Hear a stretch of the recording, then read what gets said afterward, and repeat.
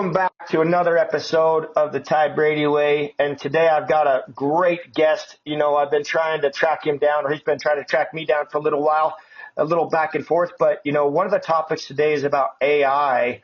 And I really want to dig into this because a lot of people have asked my opinion about what AI is going to do to jobs. And, you know, but I don't think it's going to lose jobs. But anyway, we'll get into that. Amer, I'm going to let you say your last name. And welcome to the show. Go ahead. Thanks. It's Amer Tadayon, but thanks, Ty. Thanks for Hey, having me. well, I thanks for being on the show and taking some time out of your day. And you know, the audience that we have is a lot of people from lots of different walks of life, successful entrepreneurs. You know, we've interviewed #1 book New York seller, book authors, multi-platinum recording artists, you name it. And today I'm actually excited to talk about AI, and because a lot of people ask my opinion and where AI is going. And what's interesting is I have friends, you know, I have a background in construction that are actually working in construction, building these data centers to support AI.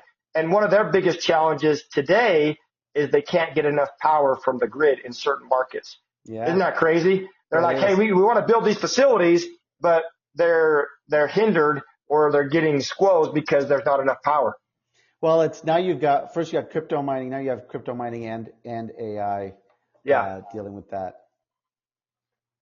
So I want to get right into it. So you did, you know, I don't think anybody, you know, AI has been evolving the last, you know, I would say 3 to 5 years, and it's really escalating.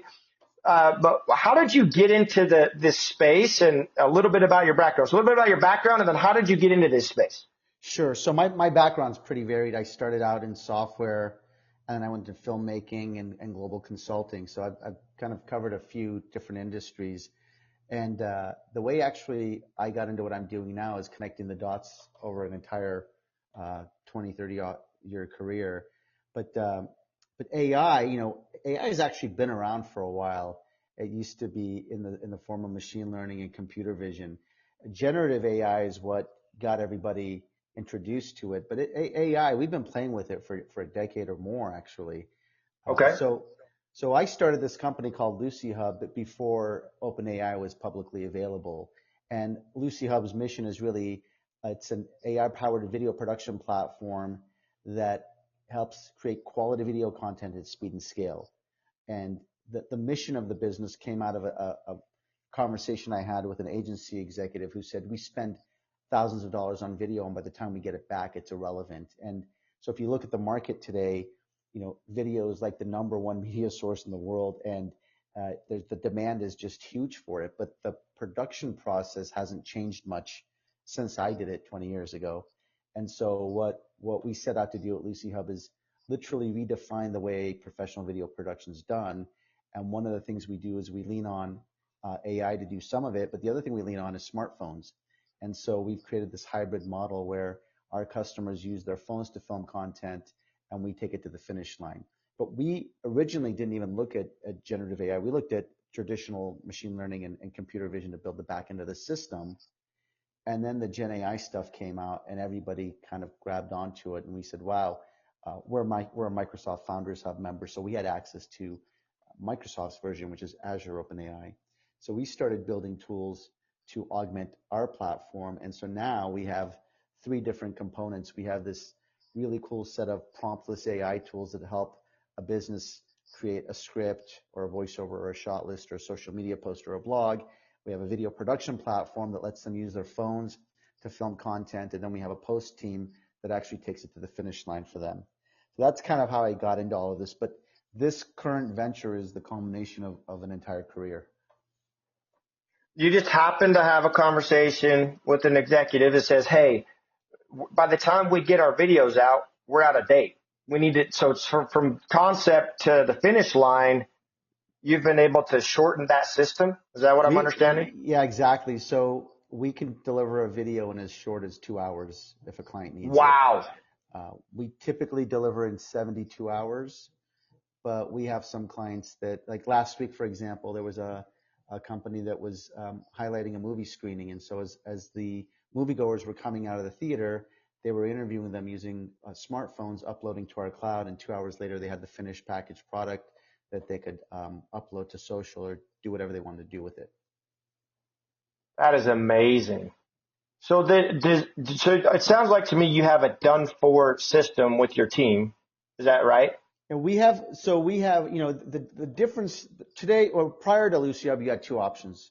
You could hire a professional production team, which is incredibly expensive. You get really high value, but it's incredibly expensive and incredibly time consuming. And I would say 90%, 95% of the video content out there today doesn't need to be hi-fi, high fidelity product. It's, what we would call lo-fi content. And the only other way to get lo-fi content is to do it yourself using one of these many DIY tools that are on the market. So we kind of sit right in between both of those. We give you the best of both worlds. We give you professional post-production, but we also give you the pre-production tools to do all the stuff that typically costs a lot of money on your own. And so we're kind of a hybrid model. And we've also created a whole lot of efficiencies in the entire process since we can do it soup to nuts. And so you can work and get things done much faster than you could anywhere else. And if you wanted to do what we do on one platform anywhere else, you would probably need 5 or 6 pieces of software and a professional services team to do it. Mm-hmm. Interesting. So I've been on social media for 3 years now. If anybody looks at, my track history on any of the platforms, is I resisted social media. Part of it was my own thoughts and feelings and beliefs that I didn't want to be vulnerable. I didn't want people to, look at me and be like, hey, this guy's boastful or this guy's this or what people would say, right? Yeah. So that was one of the challenges I had to get over. But everything is going to data and texting. In my industry, when I work with different sales professionals, whether it be real estate, mortgage, corporate sales guys, I'm like, you have to have a presence on social media. I mean, it's data and texting where everything's going, and either you figure it out on your own or you're paying to play. And I'd rather lean on somebody that knows what they're doing so that I don't have the learning curve that it takes me, 6 months to get out there. I mean, like you said, tomorrow. I mean, they're screening a movie and they had content within 2 hours that they could post. Yeah. Great. Yeah. We always say get your content before the hype dies. Yes. Now, in some cases, it's not about the hype dying. It's about being able to afford the volume of content you need in traditional production. It's cost prohibitive. And so we have a lot of our primary customers are businesses, and what they say is, without your tool, we couldn't afford to get this project done the way we wanted to get it done. So we would have just never done it because it was too cost prohibitive. So what's really been interesting for us is, you talked about replacing jobs and all that. We're letting our customers do projects they could never actually afford to do. So it's not that someone else lost the business, it's that business would have never just happened. Yeah. Well, it's people that come to me and say, hey, isn't AI going to take jobs? And I think, this is my opinion, is that I think initially, yeah, it's going to disrupt some jobs. However, look at the jobs it's going to create. And what I mean by that is I look at the auto industry. Auto industry started using robotics how many years ago? And initially, yes, it probably took some jobs off the workforce, the labor people, but it also created jobs because there has to be people programming those machines, building those machines, right? Watching those machines. And it's the same thing I believe with AI is it's going to create a different type of job because it's still needed. I mean, people have to do the programming. People have to it makes it easier, but somebody still has to do it, right? Yeah, it's I think it's fundamentally going to change the landscape, but it's I think going to do a lot of really positive things as well, and it make a lot of things possible that just were not possible before. Well, you look at the story of your client that said they would have never been able to afford it, but yet you made it possible. Yeah, we have a client that did 56 employee stories globally this year. Think about what it would cost and how much time it would take to coordinate production teams in 10 different countries, for example, and shoot it and edit it and get it all done, and how expensive that would be. This is a project they probably would have never taken on, or they might have just done 2 or 3. They've been able to do 56 of them. That's amazing. So one of the questions I know may get asked here. So do they take the content and then post it, or is it something you're saying, here's a file, here's all the content creation, here's the 20 videos we created, and then they post it? Yeah, Is they have that access to it. So all we are is really a vehicle for them, and then they do whatever they want with the content. okay? But So we you got obviously script writers, I'm guessing, or is that No, script or writing is done by them and our AI tools. So we have the okay? Creative Copilot, which we actually just announced it a few weeks ago publicly. But it's a tool set. Think about having 4 or 5 different AI tools under one umbrella.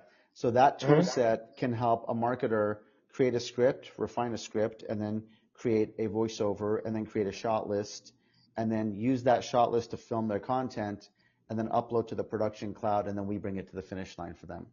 Everybody has video on their phones. Everybody hates to edit video, and so we do the hard part.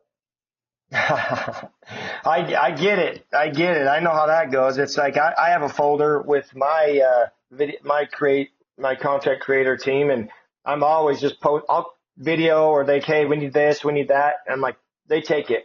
But I tell you what, they sure make me look good. Some of the stuff they come up with after the fact, I'm like, I said that, I did that. I'm like amazed, Well, that's the every time. idea, right? That's the idea. You take a bunch of stuff and we make it look really, really good. Yeah.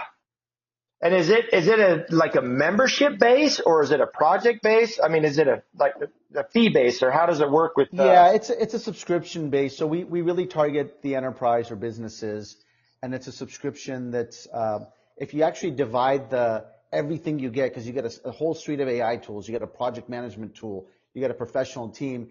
If you look at the cost per videos, it's literally in the hundreds of dollars depending on the subscriptions. So you can do a ton of content, and your cost per video is going to be hundreds of dollars, not thousands. I see. So how is this practical?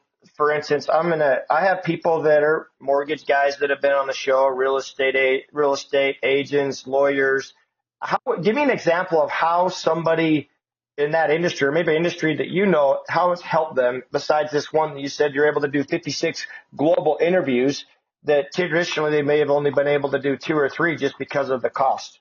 Well, one of our largest customers is actually a mortgage broker who's a top producer and an influencer and has a whole program. And I think she does 22 videos a month with us. So she or her team will shoot the content, they'll upload it, and we'll deliver it the next day for them. And so they've got a pipeline of videos that they're using. So for social, that's a really good use case. But we have customers using us for everything. So we have them using us for training videos. We have them using us for executive messages, customer testimonials, employee testimonials, onboarding videos. So every part of a business you can think of, we touch these days. And what's ironic, and you and I were talking about this before we started your show, is how you started this podcast targeting one thing and it kind of pivoted into something else. Yeah. When I started Lucy Hub, we went after the wedding industry. So, people get married and they don't get a wedding video for 6 months. We were delivering a wedding video 2 hours into the reception. And it was a really challenging thing, but we learned a lot of lessons. But we also learned, yeah, weddings are cool, but the businesses, they have the bigger budgets and they have the bigger need. One business can literally do hundreds of videos a year with us. And those are videos that they would typically not be doing. So so that's what happened to us. But from a use case standpoint, for example, let's talk about insurance brokers or insurance businesses. You could do state of the industry weekly or daily if you wanted to, right? The mortgage guys talk about mortgage all the time. Realtors could use this platform and they can go shoot their own listings and upload it, and we can deliver it for them, and it's going to be a fraction of the price, and it's going to be much faster than bringing somebody in. So you could literally, our challenge has been kind of reeling all of this in and focusing on our targeted customer, because anybody could use this platform. Yeah, I could see the wedding industry. Basically, you're one and done, right? Yeah, But exactly. businesses, it's that constant, always getting something out there.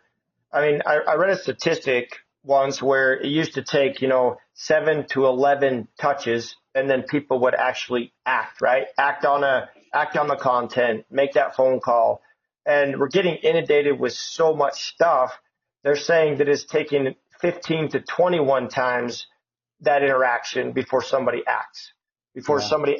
somebody makes that call or it becomes relevant, you know? Well, what's interesting is it used to be about quality, and now it is about quantity. In fact, there's statistics that show lo-fi content converts better than hi-fi. We had a nonprofit that typically hires out a production crew to tell the story for their annual fundraiser. And the president called me, said, look, we just can't afford this. So we think we're going to do all of this on your platform. And, and so we gave him some guidance. We have this thing called the Lucy Hub Academy on our website. It's just a bunch of instructional videos on how to become a great filmmaker on your phone. And it's free and Mm-hmm. everybody can use it. They went through the academy, they shot their own content, and they actually, they raised more money this year than they had any previous year. And I said, what do you attribute that to? What did you do differently? And she said, well, we used our iPhones to tell the story, but we think we got a more authentic story than something that's been really polished and tuned up for the audience. And so I feel like there was a level of authenticity we got that never really existed in the previous projects. It goes back to the fundamental belief that people remember the way you make them feel. Yeah. And if they came across as authentic and they could see it like it wasn't some candid script where this big high production crew, and then, obviously they were able to save money, I'm assuming, Oh, and a ton of able money. to push something out there. I mean, those are the stories that just, make my heart fill with joy and gives me chills. And because that's what it's all about. Everybody's out. You got to make a living, right? You got to make a Yeah. living. You got to make a profit. It creates jobs. And, that's what it's all about. The American dream and being able to provide for your family and build something of value that leaves a legacy. Yeah, they were pretty awesome about it. Actually, they reached out to me and she said, we never thought we'd be filming our videos on phones, and here we are. So it's pretty cool, and they use this for a lot of things now. Well, and my wife always takes my phone because I have I have a 16 iPhone, Oh yeah, and she always takes it and she's like, we're going to take pictures with yours. I mean, yeah, she's got I think a 13, and it still takes good photos and good videos, but nothing like my new phone. And it's amazing to me, even with like sports, for instance. On the weekends, you'll find me on the sports field with one of my kids, and most people are recording with their iPhones. And now they have yeah, these AI devices that track a kid. You can put an RFI chip in the helmet and it'll follow the kid. It's insane. It's like, wow, yeah. all One the of the things. first projects we did was a kids soccer tournament. We were literally building this thing out. It hadn't been deployed yet, and a friend said, "Hey, I'm trying to figure out how to capture this soccer tournament." I said, "Why don't you test this platform out?" And so I think 6 parents were shooting on phones and uploading to our cloud. And that next day we delivered a little sizzle of the tournament. I actually thinking of a guy that I need to have him reach out to because he comes and films all of my kids' football games and lacrosse games, and his biggest challenge is editing. And he's been Yeah, looking for a solution to edit so we can get stuff out in 24 to 48 hours because these kids are like, hey, you got the reels yet? They love seeing the highlights. they want And to share all. Yeah, yeah, they're begging. They're like, hey, where are they? Where are they? But I'm going to have them contact you directly and be like, hey, he started a great story I'll have on my podcast show eventually, but he came to me and he said, hey, I'm looking to start a video production show. Can I come and film your kids for free on a practice? Well, from there, it grew to more and more and more. And now he hires 3 or 4 guys to go and watch games on Saturday, but then he's the one editing. And his wife's like, man, you can't, it eventually runs out of time. You just can't do enough editing. yeah. We have a saying: "Film and forget." Yeah, I like it. I'm going to have him contact you. Yeah. It's awesome. No, please do. So where do what drives you? 2 questions, and then we're getting out of time, run out of time already. Man, it's exciting. But what drives you, first of all? And the second one is, where do you see it going in the next 5, 10 years? So Oh, two great yes. questions. What drives me? Curiosity. It's for me. It's always been about solving a problem and then seeing that idea come to life. It's like building a house, but I do it with software, and it's just I really enjoy. first of all, I think it comes down to the challenge, like what problem am I trying to solve? And then how do I solve it? And then going and building it. I was on a panel the other day or the other week, and it was an entrepreneurs panel. And a lot of entrepreneurs start businesses for the wrong reasons. They think they're going to get rich, and they don't realize that there's a 90% chance of failure. And so I Yeah. said to them, I said, listen, if you want to make money, go sell something you're passionate about, because you're going to make a lot more money doing that and have a lot less headaches than being an entrepreneur. Because this is, as you know, it's a long road. It's a hard Hmm. road. Sometimes it's a very lonely road. And unless you've done it, people don't realize what you put yourself through. So I think it's the worst way to become rich. If you want to become rich, go sell something.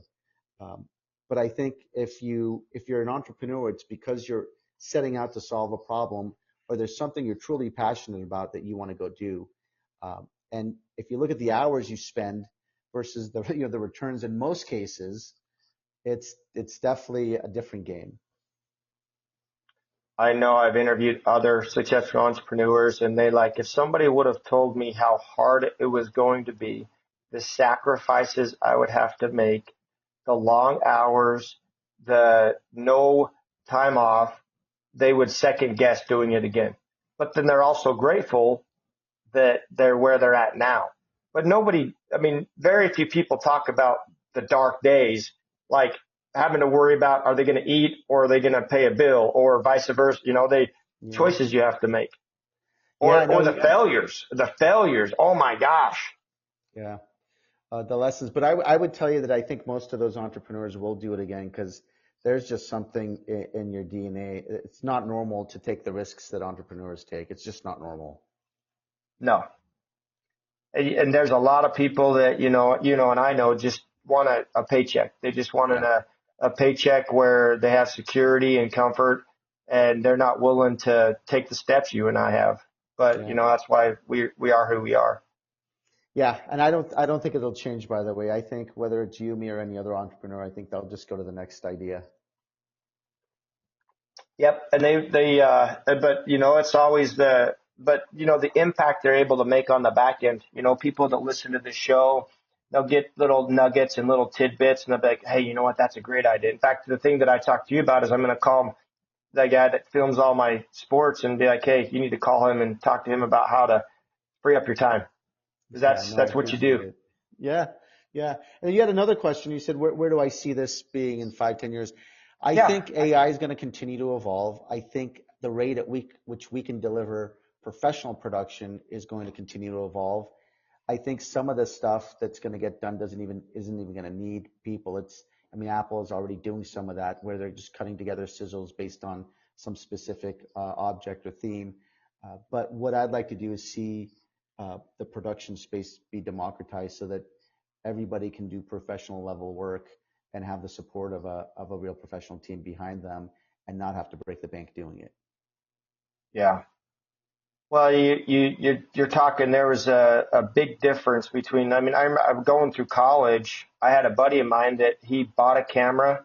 I don't remember what he was recording in at the time, but he would get hired as a freelancer to go and film. Yeah. And they would have 5 or 6 cameras on set, and he would film for 10 hours a day. I think is what he told me, because that's what they're allowed to film as an actor. And then they would go and take cuts from everybody's film, and that high at the time, which was high quality. And he would do that and turn the film over to the filmmaker. And then, you may see something 4 to 6 months later. Yeah, that's kind of the thing. Is I came from an industry where we really pushed on optimization and efficiencies and process, and I kind of feel like the film industry overall, I shouldn't say the film industry, the production, the corporate Production. production industry doesn't really have that in there. So I think it's a lot of smaller shops, it's a lot of independent contractors, and so one of our goals is to set out and build something that really is scalable and delivers just much more efficiency. Yeah. I mean, if we haven't delivered a video to you in 72 hours, we failed. That's amazing to me. I just sit here thinking about it. 72 hours, you've got a video. When you told the story about, the wedding, and you could deliver something in a few hours, and They had they're at their rehearsal dinner, not rehearsal dinner. What's the The dinner? yeah, the reception. Reception dinner. Yeah. Yeah, the reception dinner, and they've got a video they can play that from previous stuff of that day. You know what Wow. else we learned? We learned nobody cared about seeing it during the reception. They were too busy having a good time, but everybody wanted it the next morning. So we learned a really valuable lesson there. It was like, we're killing ourselves to turn this around in 2 hours, but they don't care. Let's just turn it around the next morning. So do you still do a little bit with weddings, or that completely just now you're with businesses? There's a company in Long Island we work with that just does events and weddings, and they're a partner of ours. And so we do weddings through them, but we don't do one-off weddings anymore. Wow. So Well, that, for example, there's some event planners that may get a subscription from us and use it for events and weddings, but we don't do one-off weddings. I see. Any last thoughts you'd like to leave with the audience? No, I think, don't, my statement is always embrace change. Don't be afraid of it. It's people didn't know they wanted a car, and what's the Henry Ford statement? Ask people what they want, they're going to say a faster horse. So, don't be afraid to embrace change. Well, I look at my dad. My dad's 90, and he never learned computers, but he grew up in an era where there was no television. Everything he had to listen to was by radio, and the change that he's seen the last 90 years. And now I remember when computers were big and bulky, and now we can carry them in our phones, and just how fast it can process. And it's amazing the things we have at our fingertips. Well, to that point, Lucy Hub is a production team at your fingertips. Literally, it's on your phone, right? So, Well, I know that we'll, in the link in the bio, we'll have your contact information. People can reach out to you and work with you. Obviously, I'm sure you have a website where they can go and look at some things you've done, yep. or tutorials, so they want to learn how to do it and what they need or what they would need to provide to you to get it done. Yeah, they can go to lucyhub.com, and that's LUCIHUB, lucyhub.com, and there's the academies there. It's free. It's a bunch of micro lessons on how to be a filmmaker using your smartphone. That is awesome.